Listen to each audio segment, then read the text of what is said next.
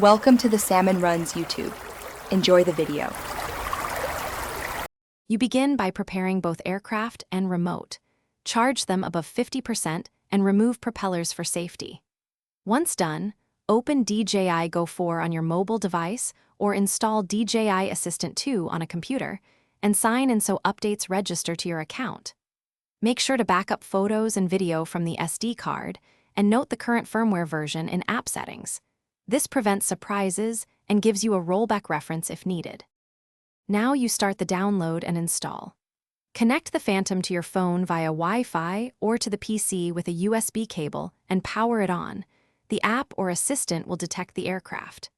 In DJI Go 4, tap the firmware notification, then download and install. In DJI Assistant 2, choose Phantom 4, upload the firmware file if offline, and click Update. Make sure your controller and phone remain powered, and do not interrupt the connection during file transfer and installation. Finish by rebooting the aircraft and controller, then calibrate the compass and gimbal to ensure stable flight. These steps reset offsets introduced by firmware changes.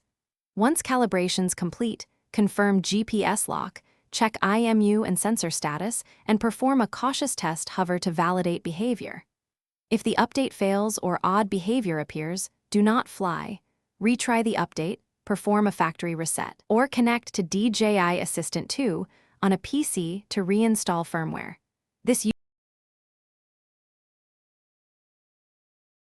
Thanks for watching.